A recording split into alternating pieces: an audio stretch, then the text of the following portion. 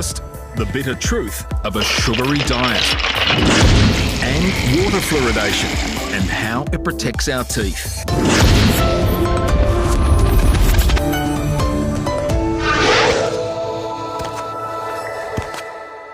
Rarely a week goes by that you don't hear about the world's obesity crisis. Obesity is now the number one overweight or obese. Eating habits, half of all Australian children will be obese. We're often blamed for eating too much and not exercising enough.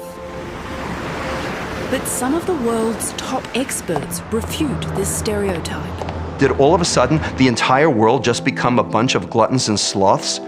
All at the same time? I mean, get real.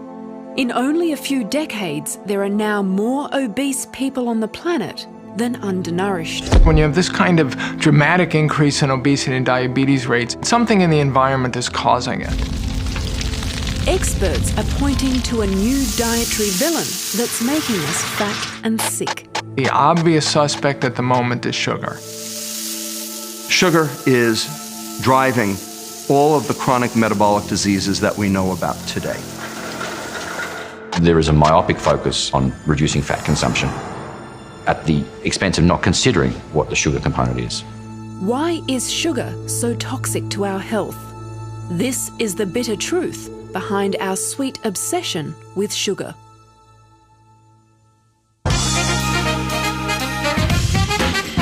In the 70s, when obesity and heart disease were on the rise, we were told that dietary fat was the villain. Memorable ads like this one used persuasive imagery to convince us that low-fat muesli bars could make you skinny. Kellogg's new low-fat granola bars, loaded with taste, but only half the fat. Advertisers choreographed TV ads like this with catchy jingles and repetitive phrases to drive the message home. 40% less fat. McCain oven chips, better for taste, better for you. And then there was a hypothesis going around at the time that if a food didn't have fat in it, it couldn't make you fat. This sparked the low-fat revolution. A vast range of low-fat products began to dominate supermarket shelves. The only problem was when you took the fat out of food, it tasted like cardboard, so they had to replace it with something, and that was sugar. It gradually became the essential additive.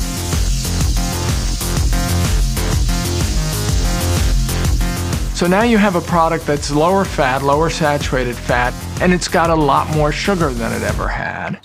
Whole-fat mayo, for example, has just over 2% sugar. The low-fat version has 6 times more. My pet hate in terms of low-fat food is low-fat yogurt that's high in sugar. You might as well eat candy if you're going to do that, because the sugar level in some of these low-fat yogurts is really quite high. Adding sugar is how the food industry engineers temptation. Now the food tastes great.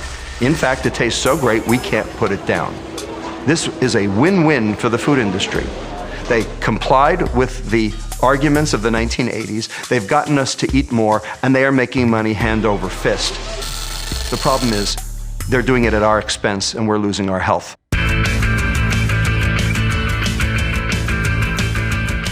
By the mid-90s, the demonization of fats meant that sugar was actually considered a healthy alternative. Ads like this promoted sugary drinks as part of a healthy lifestyle. The American Heart Association recommended that fatty snacks be replaced with high-sugar products like juice, hard candy, and spreads like syrup and honey. Probably the first time in human history that health organizations were advocating we eat sugar as a means of being healthier. But now that 60% of the population is overweight or obese, and diabetes rates have tripled, is it possible that we've been given the wrong advice? Get off the fats. Get it off. These numbers are astounding. Throughout this entire period, with this coincides completely with this argument that we should eat a low-fat, high-carbohydrate diet during which sugar consumption increased steadily. It's hard to argue that we were given the right advice. Even today, our peak health authorities like the National Heart Foundation endorse cereals that, well, might be low in fat, but they're up to 30% sugar. This is a bitter pill to swallow for obesity researcher Professor Michael Cowley. It's a bit surprising that cereals like Honey Cheerios or the Milo cereal contains an endorsement from groups that are supposed to be looking after our metabolic health. So the Heart Foundation has got it wrong on this occasion? I don't understand how they've said that's a healthy food. Australia's National Heart Foundation declined to comment on camera, but in a written statement said their tick is simply to help consumers identify healthier options. Australian data on sugar consumption is unreliable, but in the States they've seen a significant increase in the last several decades. The chances are you're eating more refined sugar and starch than you realise. It's not just in the obvious things like soft drinks, syrup and candy. 1/2 of the sugar that we are consuming today is in items that we didn't even know had sugar. Tomato sauce, barbecue sauce, hamburger buns, hamburger meat, all sorts of processed foods. If you look at virtually every item in the store that has a food label, it has some form of sugar. This is a vastly different diet to what we evolved to eat. Human evolution till about 3,000 or 4,000 years ago had a very different diet to what's happened since the agricultural revolution, where there's been a much greater input of grains and so increase in carbohydrate consumption. It's this increase in dietary carbohydrate that's messing with our metabolism.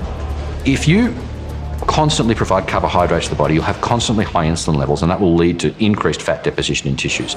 The higher your insulin, the more likely you are to store fat, because insulin is the main hormone that puts fat into fat cells. Now, if it's subcutaneous fat, the type that collects under the skin, then that's not so bad for your health. But if it's visceral fat, the type that collects around your belly and your organs, well, that's when problems arise. What is it about visceral fat that causes health issues?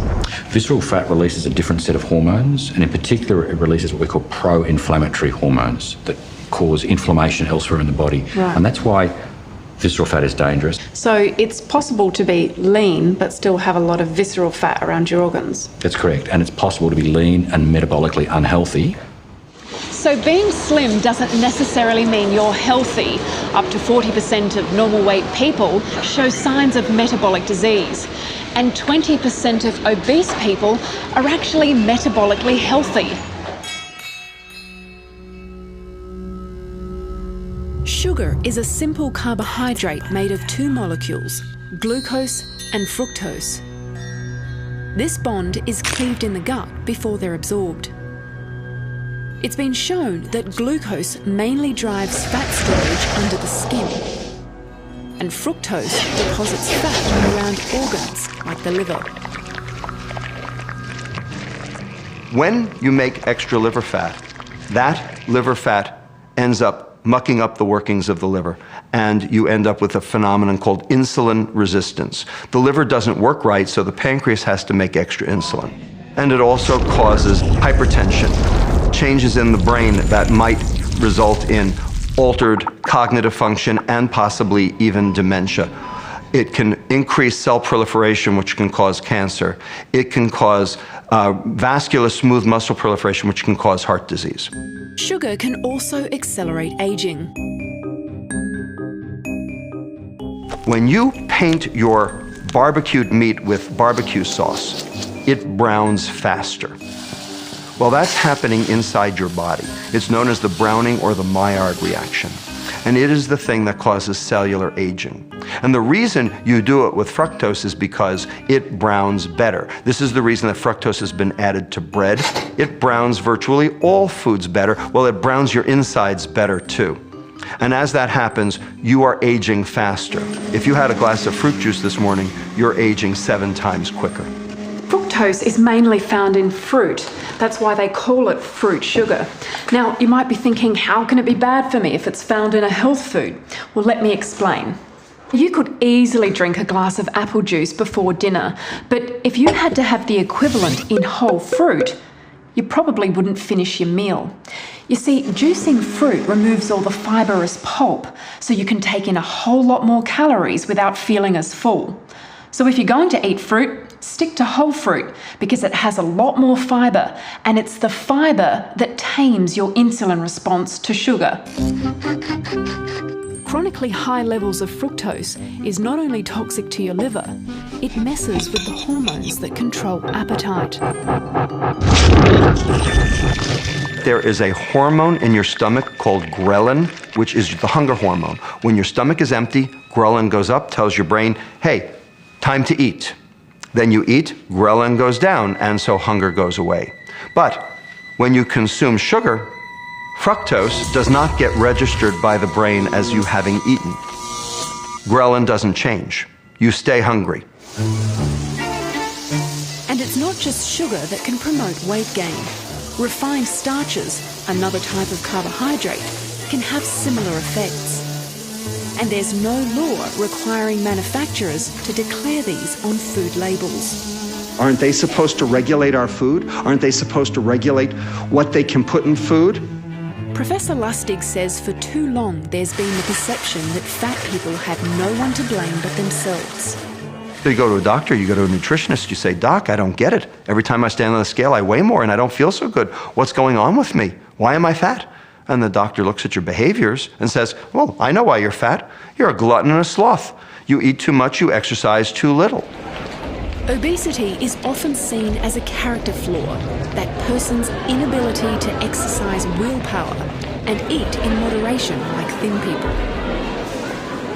I also take care of obese 6-month-olds. They don't diet and exercise. I also take care of obese newborns. Yes, newborns.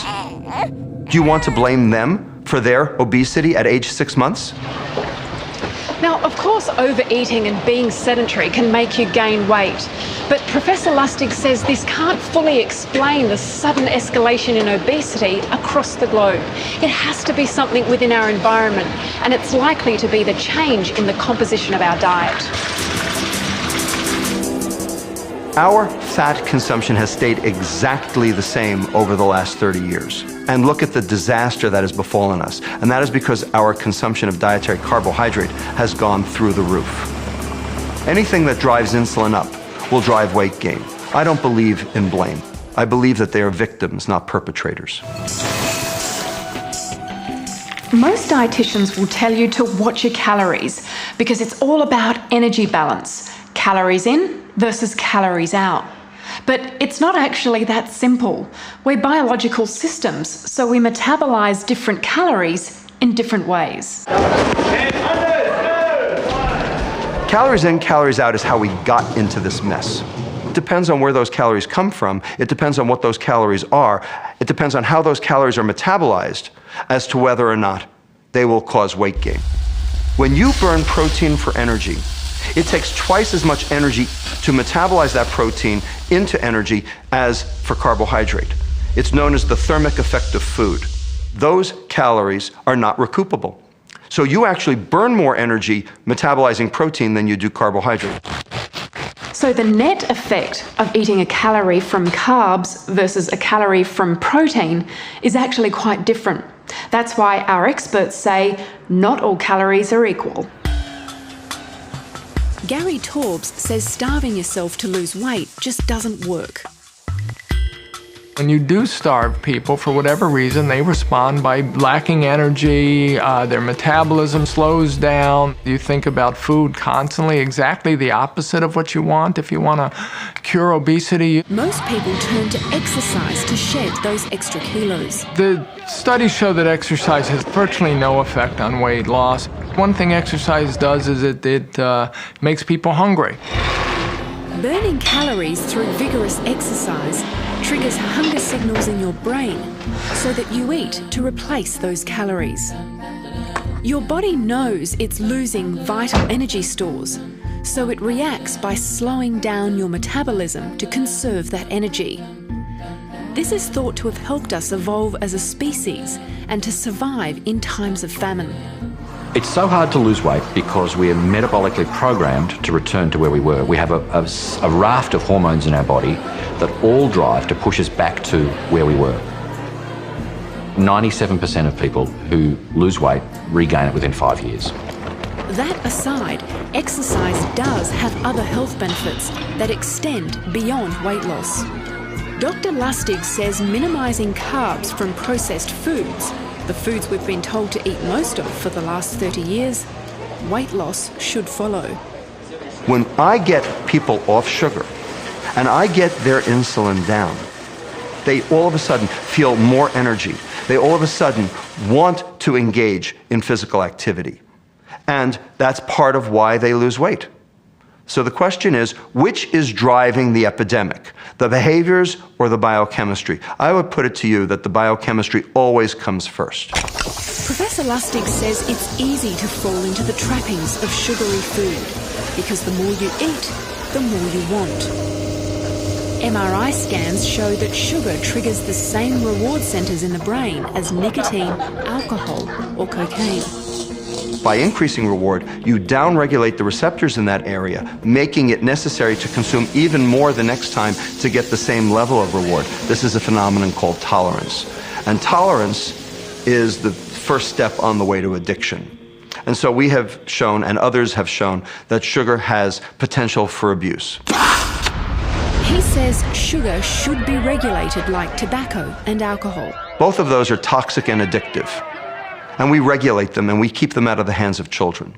Well, sugar meets the same criteria of ubiquity, toxicity, abuse, and negative impact on society that tobacco and alcohol also achieve. There is still ongoing debate surrounding Professor Lustig's theories. Some nutritionists warn against demonising sugar in the same way we demonised fat in the 70s. They say the focus on sugar will result in unbalanced dietary advice. However, it seems Australia's peak health authorities are slowly catching on to Professor Lustig's warnings. They've launched new campaigns to encourage people to rethink sugary drinks. And they've recently updated our dietary guidelines to include warnings about sugar consumption. But Australia's dietary guidelines released today have included for the first time the advice to limit added sugar. I think the new guidelines that are emerging recognise that we've eaten too much sugar or been advising people to eat too much sugar.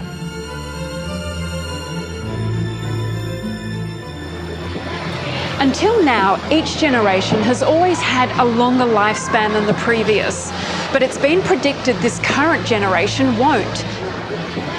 And obesity is to blame. Even if we act now, it'll take a generation or two to turn the tide around. And if our experts are right, the weight of the nation rests on the shoulders of the food industry.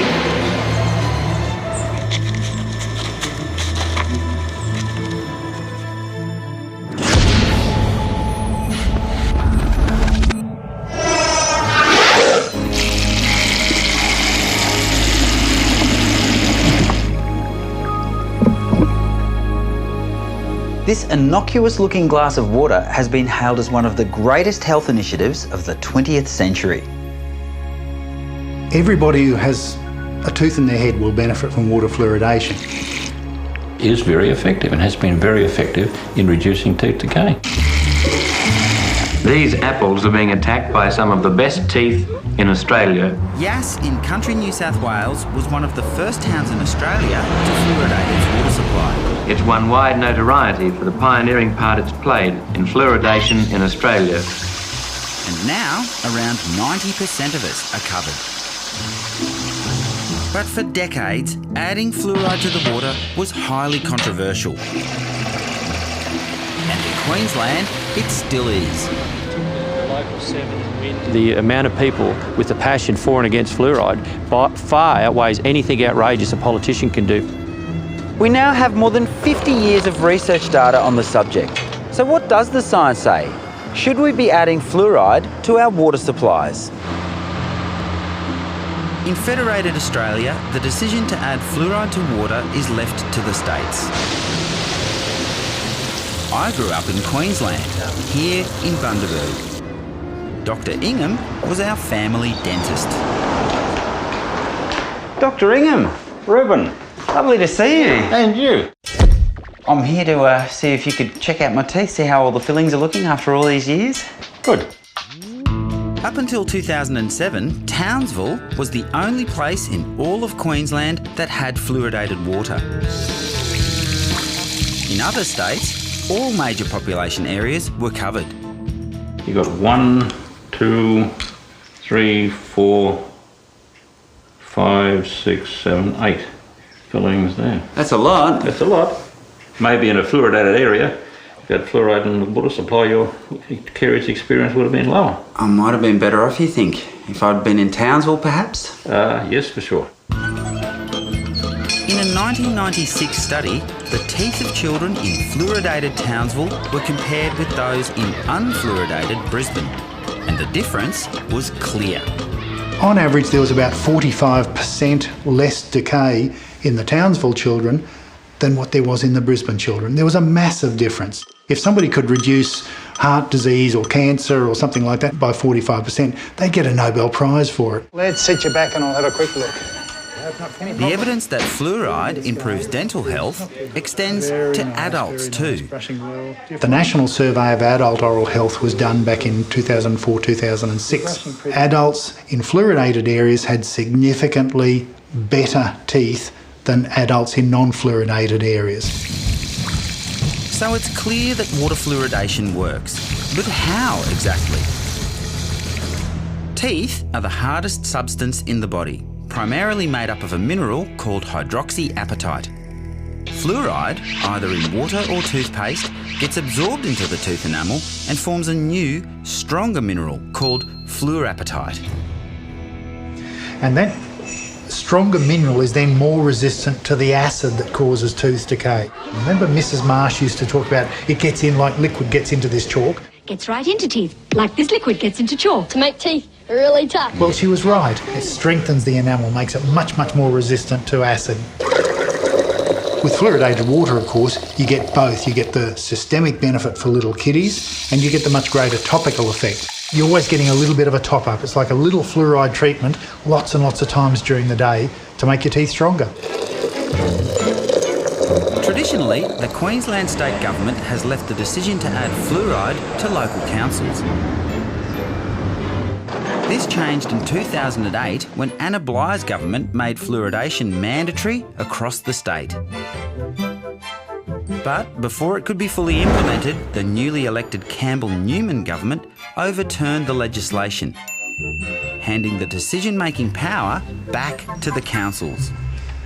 I'm not going to criticise the government, but the decision and the legislation was not based on the health of Queenslanders. And as a health professional, that disturbs me. Citing financial concerns along with community pressure, more than a dozen councils have pulled the plug on fluoridation, including my hometown of Bundaberg. When I was elected as mayor, I made a commitment to our public and my people that I would not support the fluoridation of our city. I'm not convinced that's the way to go. We all know that there's a few consistent things that came through, but overwhelmingly they did have the issue of fluoride being seen as a poison. Use as a Schedule 6 poison. Uses as an insecticide, particularly for roaches and ants. Marilyn Haynes is a member of the anti-fluoride lobby. So you can use it either for killing insects or for fluoridation of drinking water. Talking to people on the streets of my hometown, it's clear the poison message has been very effective. What's the scary thing about having it in the water, or what's your concern? Chemicals? Don't like it. It's just a poison. Fluoride's good topically for your teeth, but ingested it's actually a poison. Oh, we've had it in New South Wales for years. Ah, you're a New South Welshman. Yeah, mate, it's the best thing they've ever done. Because it's poisonous chemical, so I just don't believe in it. But toxicologist Michael Moore strongly disagrees with the line taken by the anti-fluoride lobby. It's really very emotive language that's used. It goes back to one of the fundamental precepts of toxicology: the dose makes the poison. You take a lot of it, you get poisoned. You take the right amount, keeps you well. Have too little, you've got a problem. So getting the dose right with water fluoridation is critical, just as it is when you treat water with chloride. But because fluoride is perceived only as a poison, people are concerned it only has adverse health effects. What are these risks they claim? You name the disease, they claim it. I've seen diabetes, dementia, cancer, particularly osteosarcoma, kidney disease, IQ, different tumours. Fluoride is not good for you. These health concerns are not new. So what is the latest science on the adverse health effects? Is there cause for concern? In 2011, Harvard University researchers looked at the suggested link between bone cancer and water fluoridation. The Harvard study was an excellent one, trying to see whether there was any relationship between the presence of fluoride in bone next to a sarcoma and the development of the cancer, and they could find no association whatsoever. A very, very thorough review, large number of subjects, highly credible bit of work. In 2007, Australia's top research body, the National Health and Medical Research Council, released a major report on water fluoridation. They reviewed 5,500 papers, and on the basis of the papers of the highest quality, concluded that there was no association between fluoridation and illness. When you're looking at it from the position of a research scientist, it's very hard to understand the objections that people place in the presence of fluoride in water supplies. There are so many studies saying that it's safe when it's used properly. But that's the problem. Local councillors usually aren't scientists, and by their own admission, don't feel qualified to make these decisions. It's not up to us to be doing and dealing with health issues because it's not our department. And being not a medical person or a scientist, we can only go on what people put on their labels and what people tell us and go from there. Just put a little bit of fluoride on a couple of those. It's like decisions on vaccinations or speed limits or bicycle helmets or smoking. Major health decisions like that are best made at state and federal level. And across most of the country, that's the case. But not in Queensland. What do you think about fluoride in drinking water? Don't need it.